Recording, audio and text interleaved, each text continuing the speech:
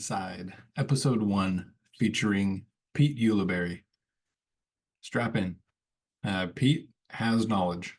Pete is a very insightful person, and he has gained knowledge from many experiences through disc golf, through family, through religion, through RC gliders, through relationships with people in many walks of life, and gained knowledge throughout all of it.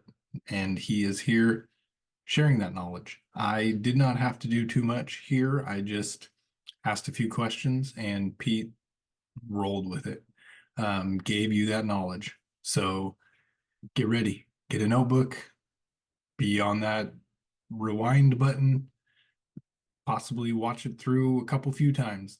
There's some knowledge there. Very dense words from Pete. The ideas wander here and there, but they tie themselves back in the end. So enjoy the journey. Pete Ulibarri on the MindSide. Pete Ulibarri is brought to you by Discraft, All Out Disc Golf Store at alloutdiscgolf.com, Tech Disc, and the Ulibarri Leadership Institute. You can find his coaching calendar in the description below, and all of his coaching and mentoring information via the Ulibarri Leadership Institute. I have to address a question that gets asked in this episode. This may be episode 1, but this was not the first episode that I recorded. And this question is not an episode 1 question. So I warn you, it took me a little while to get to this question. We'll see if it stands out to you. But I don't know. I feel like I should address that once this question comes up. It took a little bit to get there. It's not an episode 1 question. So hopefully that little cannonball doesn't deter you from getting a little wet here in the MindSide. But Pete had a great answer and knew where I was coming from. So I don't know, maybe it was an episode 1 question. We'll see. Enjoy. Welcome to the MindSide. We got Pete Ulibarri. We got my favorite Uli. Welcome. Appreciate you. Hey, Chris. Awesome, man. Thank you for having me on. I'm glad I'm your favorite Uli. There's several to choose from. Let's get after this. Oh, perfect. Yeah. So we'll just so do you work on the mental side of the game? I do. It's been an endeavor for quite a while.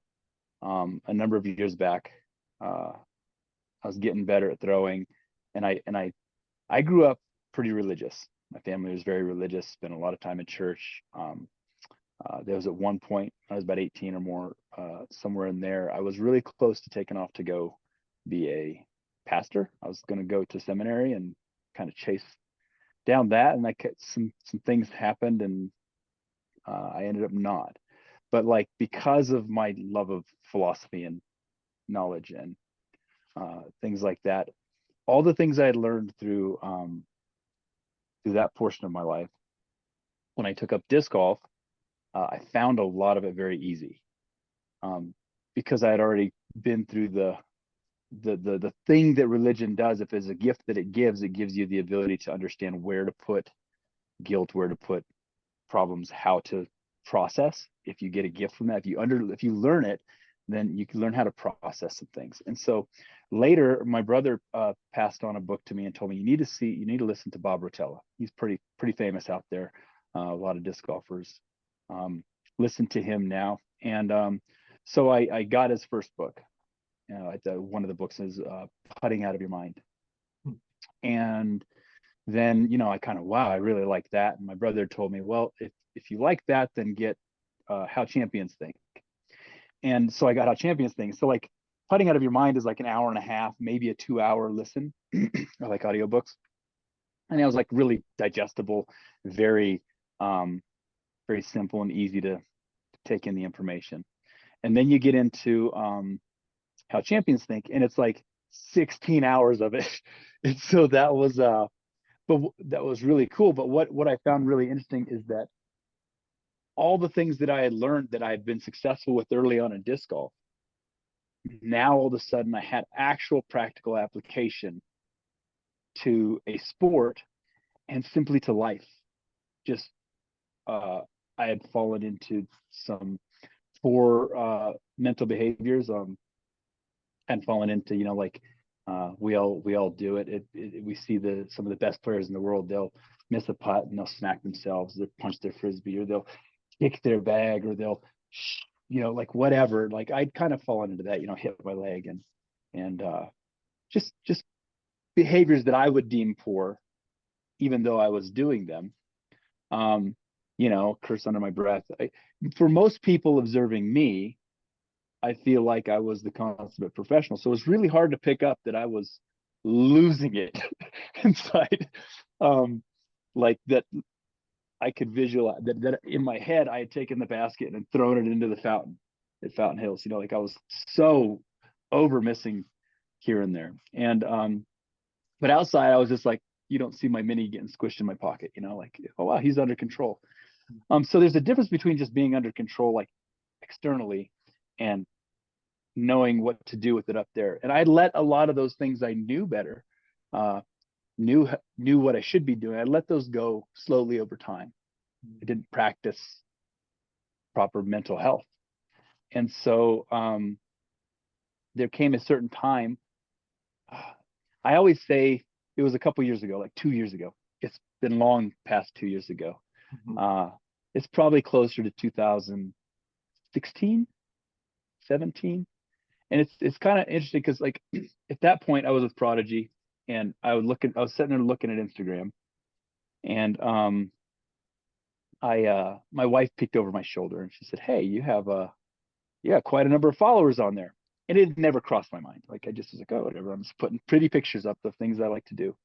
And then I thought about it. I thought, man, if there's, like, at that point 800 people seeing what I'm doing, at all interested, and I'm sure this is mostly because of disc golf, that's where most of my reach was, then I need to be, like, cautious about what I put out there, at least careful.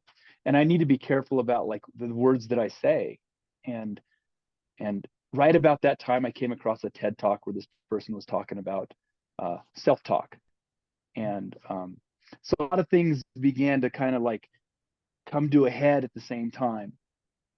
And I realized that I had gone down this path of just, like, kind of like self-abuse, like verbal self-abuse, and besides the smack on the leg, and now I make a joke about it. If I see it, I'm like, oh man, his leg must be sore after today, So I just, but I took it upon myself then, and I thought, boy, if this is how I am inside, it is holding me back in the game, because I'm not processing this right. I'm blaming it on all the other things.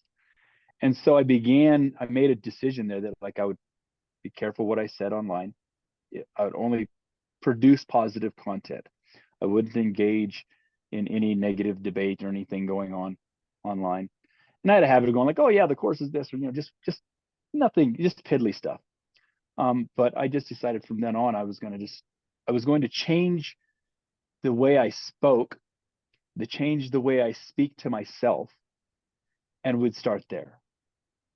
So anything that I would post, anything that I would do, I'd run it by my wife first. Hey, does this sound like I'm being this way, or is this who I want to be? Who do I want to become?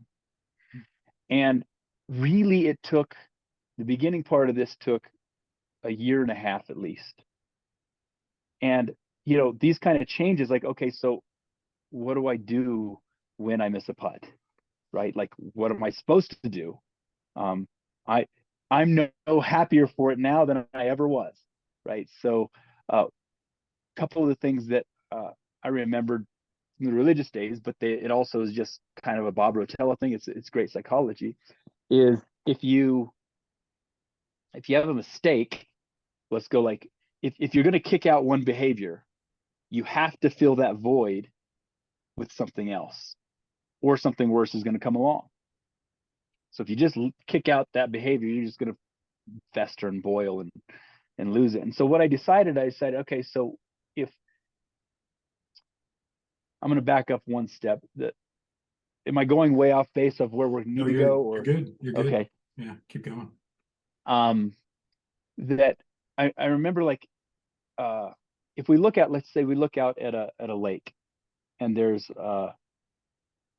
you know, 1,000 Canadian geese, Canada geese. Can't say Canadian. I'm learning this. 1,000 Canada geese, and there's one snow goose out there. What are we going to see? Well, we're going to see the snow goose. That's all we're going to see. It doesn't matter how many of those lovely uh, Canada geese are out there. Our psychology as humans is built to narrow down to the finest detail the one thing that's out of place. You could look at a forest and you see movement, you know that a bird's over there, and it's that bird was a pixel on a screen, you know, type of thing. And you're going to notice its movement. And that's where your brain is going to focus. And so I remembered that when I was first playing disc golf, when I first took it up, I the joy of just throwing a good shot. Like, I would go play our local Sholo course, and I mean, I was playing 5, 6 over par type of thing, and the joy for just like the one shot that I got down the fairway, or the little skip shot I intended to do, or it was just like, oh man, that's what drove me back, was just that man, if I could get 2 of those in a row, what would that be like? You know, so the the the the snow goose out of all the geese in my throws was the one good shot. And if you go and you listen to, like, sit back at a tournament and listen to your beginners come in, oh man, you know, 16, oh, I missed the tree, skipped, hit the tray, oh man, it was almost the greatest day of my life, I can't believe it, you know. And that's the stories you hear as new players come into this sport. You just hear the joy of what's going on.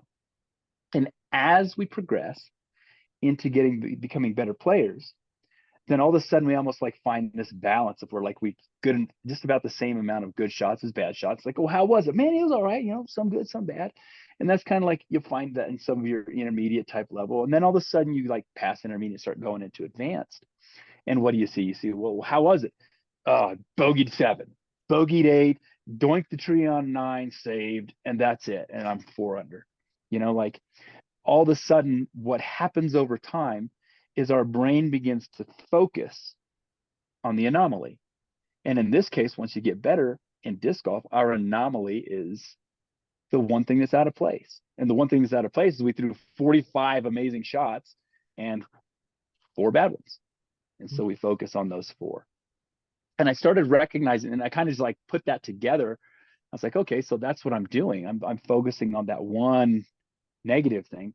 So if that's the case, then how about I don't give any, this is circling back to that first part, how about I don't give any energy to the negative? Well, okay, so I could do that maybe, and just kind of like, because, you know, we tell everybody, well, just, if you miss the putt, whatever, breathe, go to the next, forget about it. Well, that's not how our brain works. We don't just forget about it. That's why we let one hole go into 3 holes and 4 holes of bad play, because it just is almost sometimes impossible to forget about. Mm-hmm. So like, this is how I got through it. I said, okay, if I'm going to give any energy, like, one thing was like this, you know, whack, whack, you hit your frisbee. I said, I was sitting there thinking about it one day, because I'm like, well, I'm struggling still, and I don't know what to do with my hands when I have a bad putt. do I just put my pockets, like? And I remembered, like, well, wait a second. When I play ball with my buddies, when something great happens at the skate park, boom, we give a high five. Now that stings. So essentially, then maybe the smack isn't a negative. In that situation, it builds camaraderie, it builds positivity. Like, we gain joy out of it. Sometimes you're like, wow, that stung a little too much, man. But you remember there was still joy locked up in that. And so I said, okay, what I'll do then is I will smack my hands. I'll clap when I make a good putt. And I'll even clap when I make one that doesn't even that matter that much. Because if I gave my intent to it and did it, then that's it. Boom, sting. So what had happened over the few years of poor behavior, of smacking when I would miss, of hitting my leg when I'd miss, of squeezing, causing myself pain when I'd miss, is I built, like, our brains kind of build up this, like, this subconscious knowing that we're going to get our tail whooped by ourselves. And so you miss the putt, and immediately, like back here, it's the processing of this situation is already done. It's like, all right, processing's in, butt whooping's coming, curse is coming, download the adrenaline, here we go. So like our bodies like prepare for the trouble that we've habitually created. And so I'd like to beat that. I said, okay, so I need to give that energy only to the positive things. And so as I was working on changing my language, changing how I talk to myself, I began working also at the same time, working on how I treated myself physically. And then the next thing in the middle of that is like, I realized that, well, if that's the case, how I talk to myself matters, then we can change those little behaviors. But how am I still going to deal with the failure? Like, I still fail, and I still fail a lot, and I still fail when it matters most sometimes, it feels like. And so the next step was this. There's this old verse says, whatever you put your hands to do it with all your might. Okay. Do it with, and what that means is not like it's how strong, but do it with your whole being. The term enthusiasm in the Greek, enthusiasm is a two-part Greek word, and it means with God. So when you see somebody fully invested, fully enveloped in their craft, they are fully in God. They're fully engrossed in the moment and what is alive at the moment, to the fullest of being. And so I think I learned that from Eckhart Tolle, a book I'd listened to that long before this stuff. So I said, okay, then what I need to do is make sure that I'm committed. And this might come back to some of the Rotella things, but whatever my hands find to do. So in this case, I'm choosing disc golf. I'm choosing to figure out how to excel and how to excel here. And so, like, if I put my full intent towards the putt, like, I don't half-ass it. A funny joke with that would be like, well, half-ass can't reproduce because mules don't reproduce, right? It's half donkey, half horse. It's a jerk and a joy. You can't. They don't reproduce. So how do I reproduce good behaviors? Well, I can't half-ass this. So I want my full intent on this putt to be that I'm going to make it. And if I give my full being, my full enthusiasm, my whole being into doing this, then whatever the result is by the moment that it leaves my hand, I have to accept it. And that was seriously one of the major breakthrough moments, is going like, okay, so I can be kind to myself. That still doesn't help me deal with this. I can choose to speak kindly to myself in spite of myself. And that helps because we're building a new language. We're building a new relationship with myself. But like, we had commitment issues. And so I began just saying, okay, I'm going to go through a routine. I'm going to find a routine that works, and I'm going to commit. And so from that point on, for a couple of years, I just began counting my victories in tournaments, not necessarily by like, did I win the tournament, but how many shots did I throw that were fully committed? And if they were all fully committed, that's a hell of a tournament. Like, it just is. Like, but I could go to one tournament and go like, well, okay, so and that also gave me accountability for myself during the round. Is this what you want to throw? Is this that there was one specific tournament? There's a unsanctioned event here in Arizona called the Jerry. It's like the big party tournament. I don't drink, I don't party, but I like going to take drinkers and partiers money. And it always paid pretty fun, and the course is wonderful, and I enjoyed it's just those unsanctioned events can be really enjoyable and fun, and it just was a joy out there. But one year, there was a number of shots down the stretch that I lost the tournament because I was kind of half-assing, and I was committed. Yeah, I wanted it, but it just wasn't present. And then okay, so whatever, it's $400 to $300 to $200, whatever, and I fell short, and that was the first year they bumped the cash to a grand for open, and I was like, oh. And so the next year, from that point on, my whole thought was, I'm going to come back and I'm going to win this tournament. Like, and so everything that I was building towards was like, is this the putt you would do for $1,000? And so when I showed up to that tournament, that's how I thought of it. Like, every putt was like, is this how you would throw it for $1,000? Are you committed? Okay. Is this the throw you'll throw for $1,000? Are you sure that's the throw? Like, and so every throw that I had was committed, and I can go to that tournament. There's like 3 shots for that whole event, or 4, that I threw the shot, and it was like, dude, you didn't commit. Like, you decided this one, then you like decide maybe between, let's see what happens. You didn't commit to the shot. And so in that moment is when I like kind of grab myself and pull myself aside and say, listen, here's the deal, man. This is what you've chosen to do with your life. Are you committed, or do you want to go play go play your guitar or fly your planes? Like, but this is the moment you've chosen. Are you committed? Mm-hmm. And that's a conversation I could have with myself, and that's a healthy conversation to go be able to go like, hey man, what's your deal? Like, that was a simple shot. Mm-hmm. Was it too simple to commit? Like, whatever those conversations, and then I could walk away from that conversation, which takes only a few seconds if you need to, go stew on it, have a chat, and then come back and be like, okay, so I wasn't committed there. I'm going to commit to my next one. And so my whole tournament was like maybe four times was uncommitted, and that was one of my best victories. Mm-hmm. I did end up winning the tournament. I did come back that year and won, but it took that awakening, Mm-hmm. and that helped me fill that void between of going like, okay, so how do I count my tournaments? Like, if you won and you weren't committed half the time, it doesn't feel as good. Mm-hmm. It, like, and they say you never win anything by losing, but there's a couple times, I mean, you never learn anything by winning. There is sometimes, if you are actively engaged in the process of your game and of mental health through that game, and you can learn a lot, and you can learn better behaviors through it.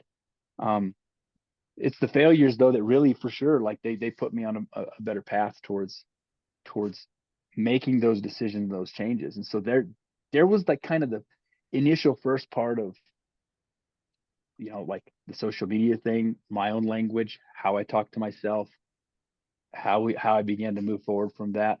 All of those things kind of came together, and then fell towards another thing, which was diet, which was a little bit later, which I learned some more things. But anyways, that's a long expose on that one. Yeah, it is. Well, that's phenomenal. So let's get into committed and non-committed feelings. Okay. What are you noticing when you are not committed?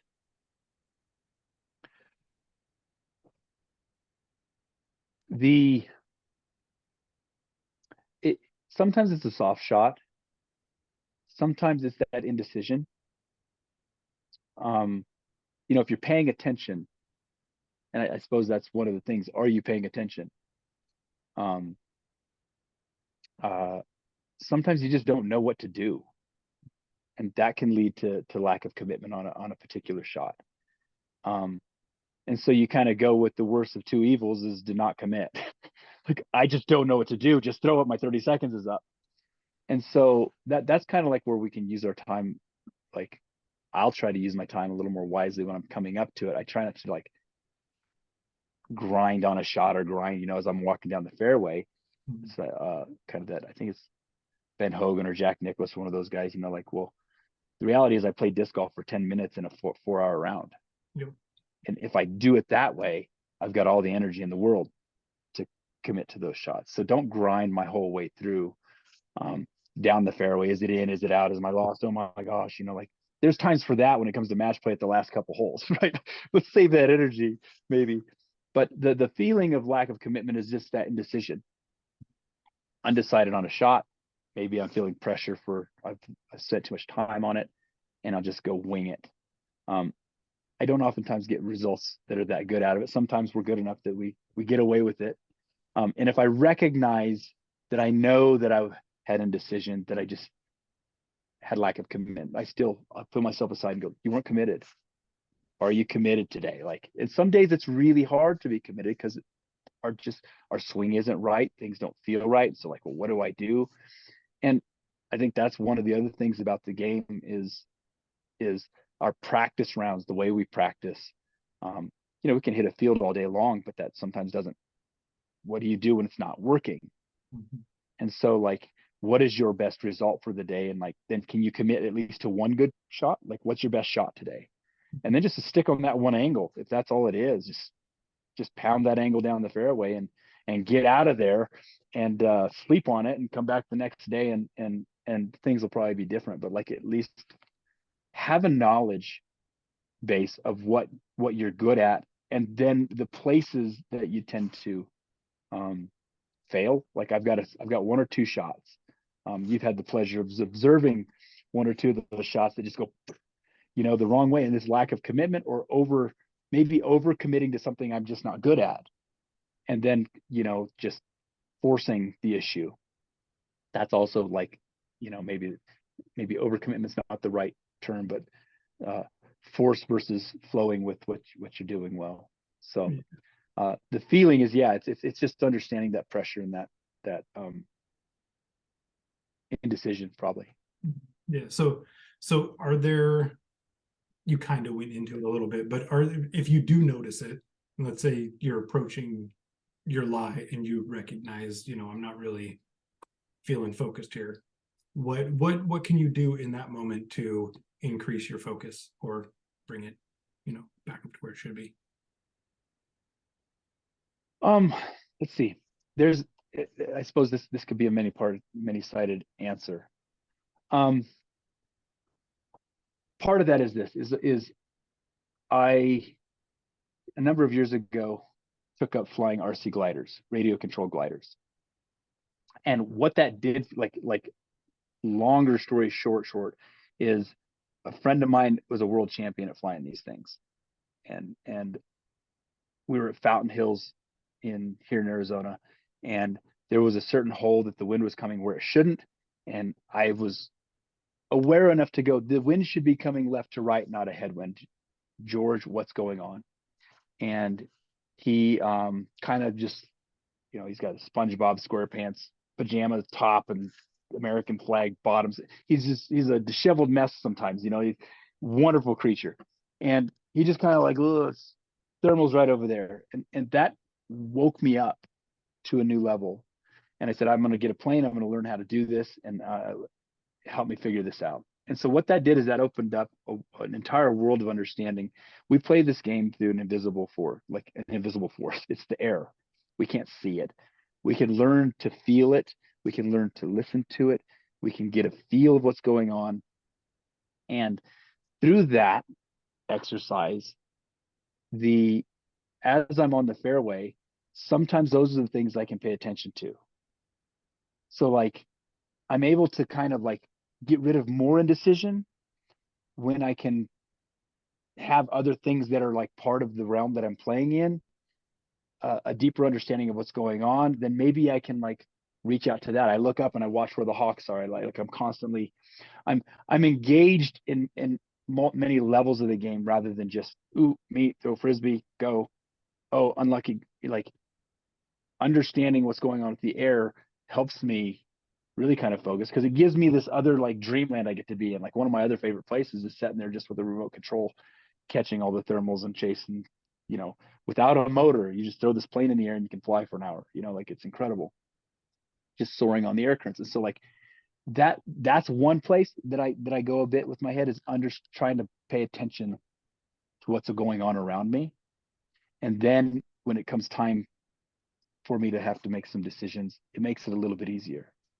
So part of that was where I was saying, like, I'll lean on other things. I'll lean on, like, well, recognize, like, just, okay, so I love studying the air. I love paying attention to that. And then sometimes I'll just like just figure out what is, if I can't make a decision, what is my highest percentage? And so that leans back way to early disc golf for me, is going like, what are my three best options? And then like, is it the hyzer, the anhyzer, the roller? What is my best option here? And then like quickly decide like between those three shots, okay, which one am I good at right now? And then I can at least commit, and then like know where like understanding your distance, understanding what's going on in the elements at the moment. I mean, part of that is just like, okay, if I can't commit on this shot, how do I keep it in bounds? How do I not just blow this thing?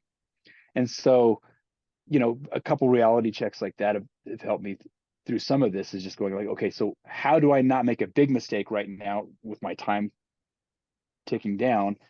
And if I can't fully commit to getting to the pin or whatever is like demanded fully, how do I mitigate my risk with my best shot right now? And then play that. And then by the time you've regrouped, I think that as many times I can get to the next shot and like, okay, so we got out of that mess. Like I just was whatever and I mean, that has to do, I suppose, I don't know if everybody feels that, but like the feeling of anxiety you will feel in that moment type of thing. Like, well, how do we get out of this? Like sometimes we just crash. And having well, what are my three shots? What are three options? What's the best? What am I best at? Because sometimes the best shot is like this wide open forehand flick that just will float into the middle. Well, guess what? I suck at forehands today. Maybe that's not my best. It's the most obvious thing. But like maybe it's just like chipping out with the putter around the corner rather than trying to gain more. Mhm. So I think it's just like having an arsenal to lean on, and then knowing what's working for the day. That's a huge key, especially I suppose as we I think the best players in the world probably do that, but like they also, like as we move into the masters guys and everything else, like we become a little more limited than we used to be when we were younger. And so knowing when the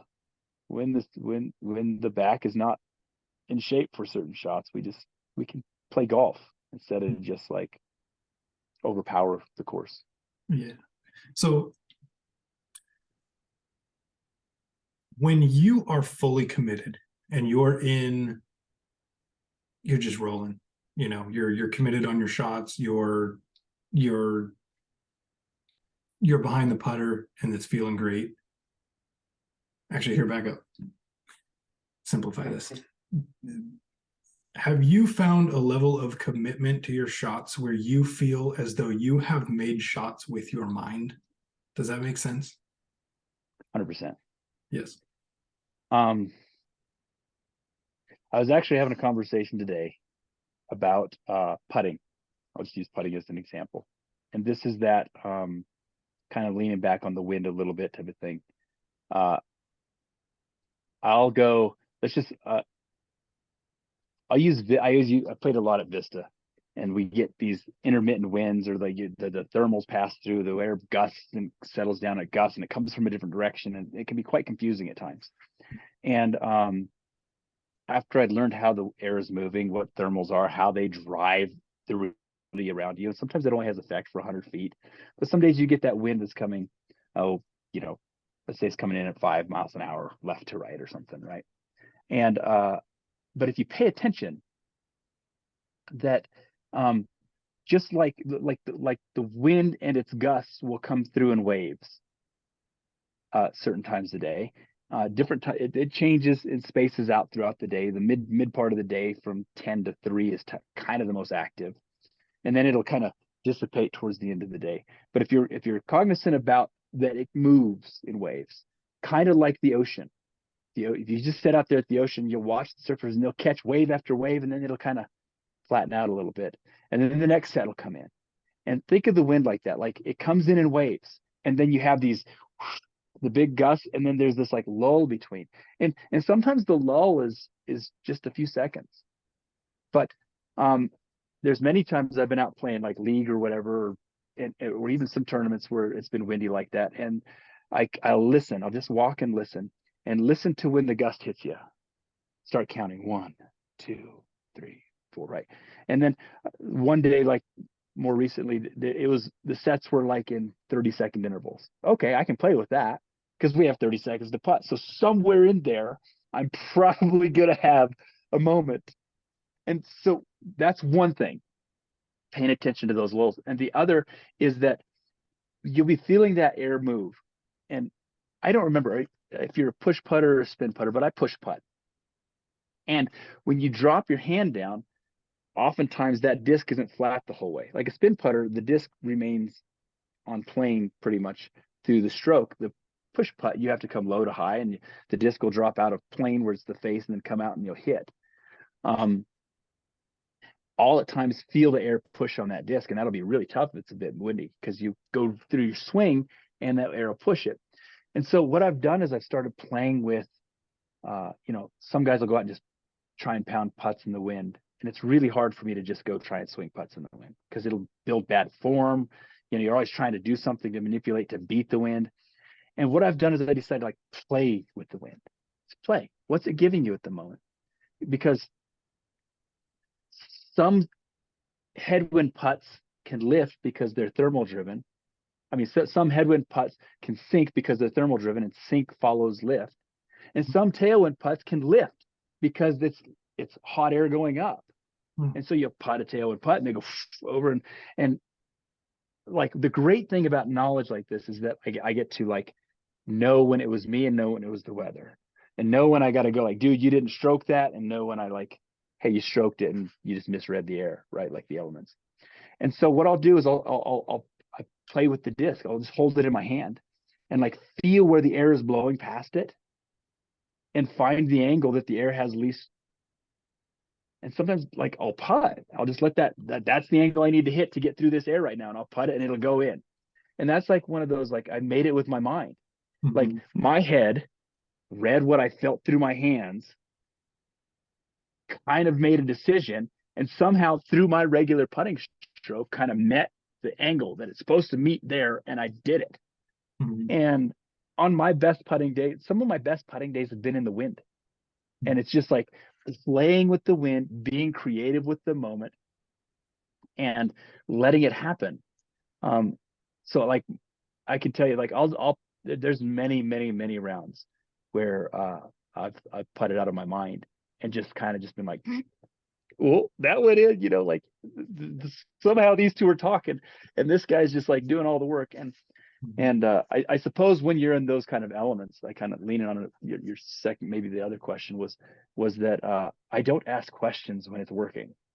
I just, and if other people try and ask questions, I go, I don't know, man, it's working.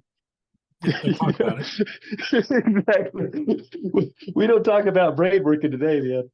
But that's one of the places I can really like point out very clearly that my mind does some of the things, does the calculations, and it happens. And that's that's within a realm that we sometimes can struggle at a lot. Like you can pound a disc out hundreds of feet, but like when you're dealing in that small macro area where you're reading what's going on, and the hairs on your arm feel the air, and it doesn't feel the same as what you think is going on, and just trusting. And that's an incredible feeling, is when the mind is just, oh, this made it. And I just laugh. It's such a joy.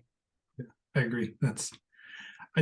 I feel like, as when you first start, like you were saying, when you throw a good shot, then it's like, oh, I got to do that again. But I think as you get better and you become a professional, it's those fully committed, those fully connected shots. Those are the ones that you're looking for, right? That's what I was talking about, basically making shots with your mind.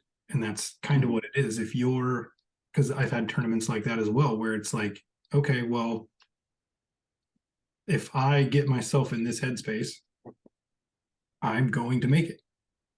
And I don't know, it's a weird thing to explain, but it is. It's almost just that habit and that repetition of successes. And then all of a sudden now you run on autopilot of those successes. Yeah. And yeah, it's a very interesting thing. It's something special.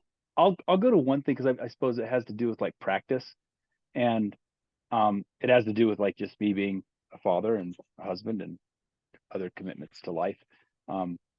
We said earlier, there's differences between what we do and what the touring guys do, because we don't get to like fully like immerse ourselves fully in just like the the mind all the time with this game and just the physicality of it. But when I would go, there was a time when I was putting in a lot of practice, just say practice putting. I'd go out and I'd swing a lot of putts and just play. Like I didn't try and count them. I just go in my yard and swing putts. And once my son got old enough that he just was interested at all in that sound coming out, like dad's outside throwing, boom, here he is.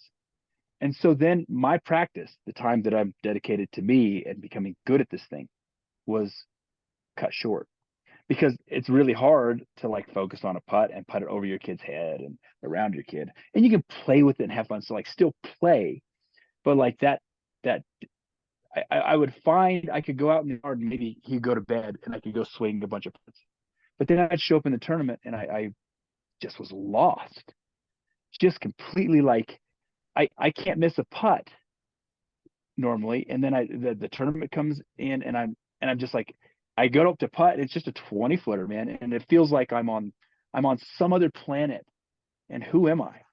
And it was one of the wildest feelings to go through that for a while.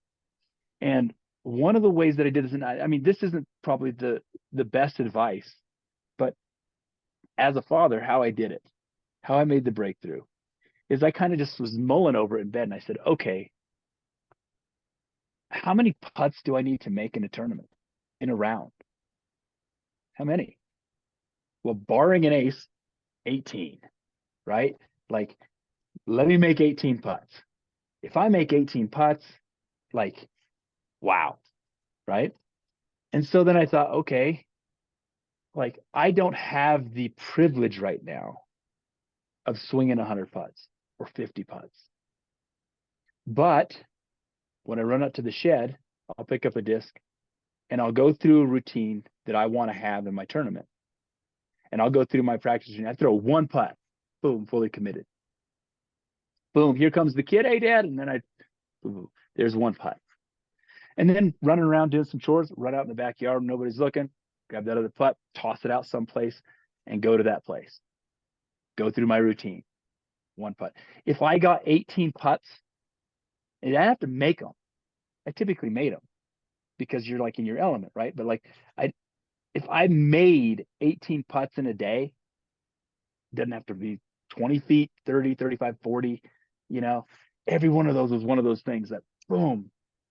And so what I found after doing that for a very short time was when I showed up to tournament, I wasn't lost anymore. Mm-hmm. Like my whole thing is like, I had a mantra, you know, I could swing 100 putts in, but the only one I care about, if I have a stack of 10 putters, did I make the first one? Fired the second putt guy a long time ago. He's not allowed to putt at league. He's not allowed to swing. I can stand over that second putt and imagine making it, but I'm not going to. Most of the time, for years, I didn't let myself swing that second, that angry, disheveled. Yeah, see, I can make it. We all know we can make it. We're professionals. We know. But like, what do we prove to ourselves that second putt guy can do it? Like, he doesn't count. And so that's like some of my greatest success in putting through these years of being a dad, and those specific years, like, I mean, 4 years or so, was like, if I could make 18 putts in a day, I was winning, and I couldn't miss a tournament. It felt like, it just felt like I was just on. Yeah. And so I was, everything that I did in my practice, if I got to go out to a field, if I mainly played a lot of casual rounds, but I'd go to, and those shots, everything is always tweaking my brain towards, is this what you would do in a tournament? Is this the routine you'd go through? Is this? Mm-hmm. And so by doing that in my practice, and just maybe just, I kind of let go of the fact for right now in my life, I have not the ability to swing hundreds of putts, but I do have the ability to make 18 a day. And I do have the ability to teach myself to think that way. And if I get more than 18, oh, what a joy. But like, I'll tell you, that was the most success I felt like I ever had for a couple seasons, because once I got out to the course, to the tournament, to leagues, whatever, like, it wasn't a foreign land anymore. Mm-hmm. It was like, oh yeah, I have one disc in my hand and I have one routine, and this is how I think. Mm-hmm. And line, target, and there it is. Yeah, and that is, you're creating tournament like atmosphere in your practice. Yeah. And that is that's the easiest way to feel comfortable in tournament, is to feel as though it's practice. And Yeah. that's very hard to do, but that mindset of, I got 18 putts, I gotta make them, and then that's quality over quantity too. Yeah. You can have 18 fully committed putts, or you can have 100, I'm just gonna throw them out there and hope my muscles work putts. What are Yeah. what are you gaining from that, really? Good practice versus bad practice. Yeah. One of my thoughts on that, and I mean, this kind of goes towards some of the psychology of the game and how we learn to move. There's a guy I've been listening to recently. His name's I think it's Rob Bell. He's a PhD biomechanics guy out of ASU. Found his podcast, listened to a couple of books. But anyways, going back is remind me of the question. What you were just saying. Sorry. Well, I was just talking about good practice versus bad practice. Yeah. Yeah. So muscle memory. Well, muscle memory. Well, the thing is yes, we can have strength in our muscles, but the moment we lift this thing right here off and pretend that we could operate without it, we can't. Mm-hmm. Like, what muscle memory is the neural pathways we created here that tell these in an electrical synapse what to do. Mm-hmm. They can be weak and they can be strong, and we can make them better by being stronger.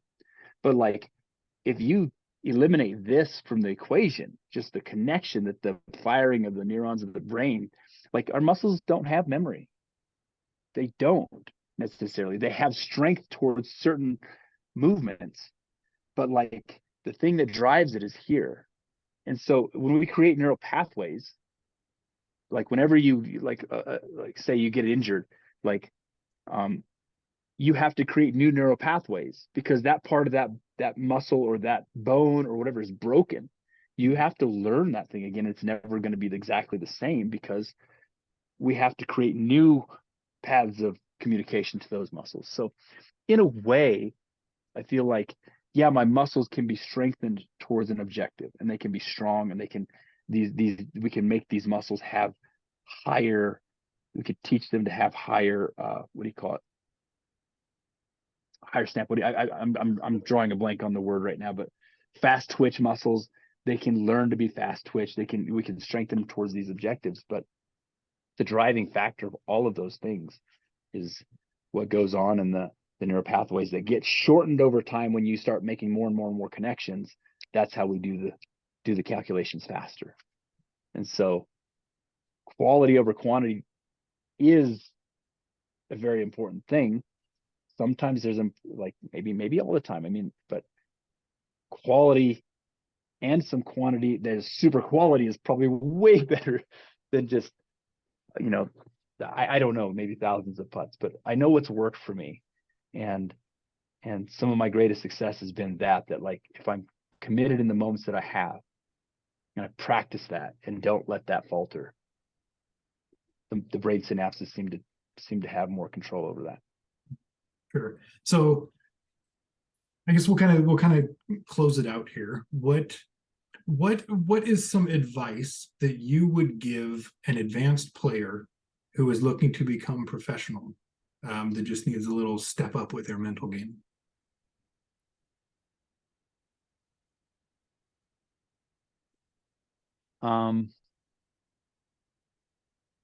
I think some of the main thing is a bit of what we've talked about, is a lot of what happens at the lower level is doubt. You just go throw a lot of shots. It's going to take a lot of mistakes. Don't discount those mistakes as failure. Chalk them up to there's something else in your archive. A long time ago, it seems a long time ago now, I was playing, I think it was the Shelley Sharp Memorial. I had just become pro, so this is probably right around 2012, the end of 2011. And I was playing pretty well. I was as high rated as I'd ever been. I was had a good run in Am Worlds, and had learned a lot more shots. And I was playing on the card with Kerry Trotter. He was up in the Vegas area. Mhm. And I'd thrown some of my first rollers, and like, cause I had learned rollers recently, and like threw rollers at the right place where I didn't have the ability to bend the disc this way. And I remember, like, I was like, oh man, I'm just doing so good. I'm like, I was so stoked on like where I was, it was new to disc golf. Like, and he said, man, listen, you're really good. And you're throwing the right shots where you need to be throwing them. But you're like 3 years away from being good at all. Like, you just don't know what you don't know. And I remember that kind of stung because I was like, who is this guy? Like, Well, what? he won his first tournament in the womb. So Yeah. you got to take advice from that guy. Yeah. So I just like at that point in time, it was kind of like, well, dude, come on, man. Like, I'm good now. Like, Mhm. I'm beating you right now. Like, the reality was he was so right. And it's something that, like, even as, uh, we as adults, we learn it more and more as time goes on. We pass it on to the kids, and the kids, it's one of those things that stings to hear. But he, like I said, he was so right that you've got to go make a lot of mistakes, and you've got to go hit a lot of trees, and you've got to go try and fit that disc into places it's never fit before, and maybe it never will again, in order to know what not to do. Mhm. It's really like, we could tell you, you can get the best pros in the world to tell you what to do and put them as a caddy on your back, and it still isn't going to take you to the top until you go and just put time, trust in the process, surround yourself with positive people who understand the game. Um, like, like, there's one thing that'll bring you down quicker than anything is other people who are very negative, and take responsibility for yourself, take responsibility for your game.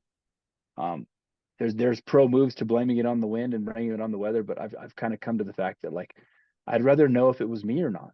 That's the joy. Like you said, how do I replicate perfection when I've had it a few times?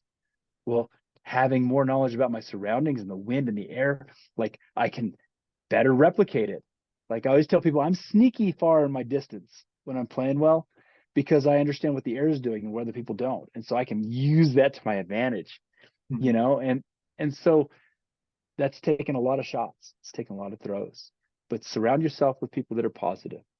And if they're not, really try and find some other method. If it's you yourself by yourself, put the time in, because it's an individual sport. But find positive people to be with. Find people that are better than you, so that you can remain humble. And just go throw shots. You'll learn what works, what doesn't. Figure out your tendencies. Because if you have no idea who you are in situations, like, that's one of the things. Like, how do you learn how to win? Well, you got to go lose until you win. And then, like, you have to lose a couple that hurt really bad so that you know what that feeling is. Like, oh, I was this close. Well, how did I fail? Well, oh, okay. I leaned on something that was not me. It was not my shot. I tried to replicate something else. And you have to get into those positions to get to the place where you go, I'm made for this. I can do this. To where when you step up to that shot and you see it's your opportunity, and you go, oh, I'm built for this. Like, I've had a few moments like that where it's like, okay, I can do this shot. And to be able to perform that shot, like, it takes a lot of not being able to perform that shot to know you can see an opportunity and not know how to execute within that opportunity. And it takes time to learn how to do that. And so don't get discouraged when you keep failing. Use every one of those failures as, like, you get to put that in your quiver of understanding. Because the thing that makes the wisest guys in the world, I figured out, is they just know, they've seen it all. And so you just don't surprise them. Like, go play with a top pro. They're not impressed by you, Mhm. right? Like, you and I, we throw pretty damn good. I feel you impress the heck out of me, dude. Like, you got one of the smoothest throws in games, and like, it's a joy to watch. And your son is, like, mind blowing what he can do with the disc. And yet at the same time, he's got a lot of throws left to kind of learn Mhm. what's the next level. And he can go play with all the players in the world right now. And what he can do for distance is impressive. But, like, nobody's really impressed at the highest level because they've seen it all, and they've seen it all 10,000 times. Yep. And so like seek perfection and people that are better than you, and like just learn. Always be curious about what's going on. Why did I miss? Why did the wind do that? Why did I feel that way? Like I'm going to give one more like an anecdote real quick. Maybe I don't know if anecdote the right word. Masters Worlds this year. I've had 2 years building to this. And I got there and I was in about the position I thought I could get into. And I made lead card for the semis and kind of thought, well, if I can put one more of my great rounds together, it'll work. I ended up with my steps being a little bit off, and I recognized that too late. But I've been on camera a couple other times, but this was it. And I feel like I did myself justice. But the one thing that I had to remind myself in 2 of those rounds is I had anxiety go nuts. Like just that I was breathing, I was going through all my breathing exercises. I was really just like, and I went and I told myself this one thing. You've waited for this for 2 years. You wanted this. And when we were new to the game, we wanted it. I wanted it. I wanted to be in the position. I wanted to feel that adrenaline. And then somewhere along the way, when we've had enough failures, like it becomes anxiety rather than like just pure energy, right? And so then we start like likening that feeling to anxiety, to fear. And then we let fear kind of become like the driving factor behind a shot, when it's almost the same feeling as that like pure joy. And I just had to keep reminding myself, Pete, this is what you've been playing for. This is for every one of those putts you missed, and you said, no, but it ain't Worlds. I know how to get that out of the way. No, but it ain't Worlds, Pete. Like that one didn't work. But no, it will work at Worlds because you're putting in the time now to know. And so when that time came, like the only thing I had to keep reminding myself was like, you wanted to be here. This is the feelings that you wanted, and you used to love them. It's rare to be here. So really, really live in it. Because I could look around and see some people that weren't living in it. And what a privilege it is that we get to play, and that like we can have opportunities like that. And I hope to have more opportunities like that. But that was a huge like breakthrough again, was to go like, I wanted to be here. I played well to get here. I deserve to be here because of that. And these are the feelings that I was hoping to have, not the feelings that I need to run away from. And so I suppose as part of all that, it's like each one of those things is something that we have to learn. And I mean, when we've been in the game a long, long time, we have to relearn them. But that's kind of my story a little bit on that. But that's how we get through. And that's, come on, Ams, we need all of you to get better. Right. Yeah. Or yeah, there are enough kids coming up. It'll be all right.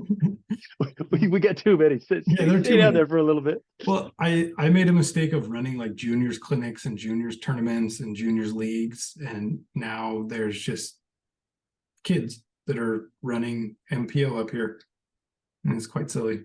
But there you go. That's what happens when you mentor them and you train them young. They come up and take all your money. I'll tell you something, man. I've had a few people that I've had the privilege of mentoring, and I've won, so some of my favorite wins, like a tournament I've run for many years. I won it a couple times in MPO and then in Masters.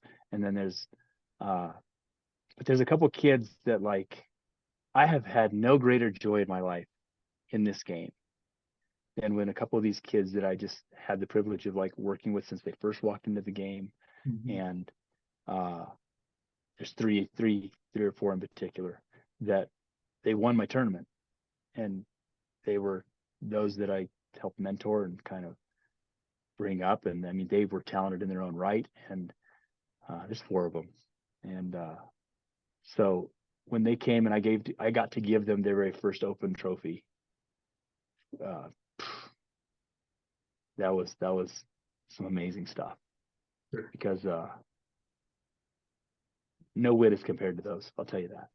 Sure. Yeah, your knowledge has helped create greatness in others. Yeah. So that's how you get back to the sport. and you got to do it like it humbly. You can't. I don't know, man. It's if you think you're something, you're probably not. Unless you're the number one guy in the world at the moment, right? Yeah. Unless someone else tells you you are. Until someone else takes that, right? So yeah, exactly.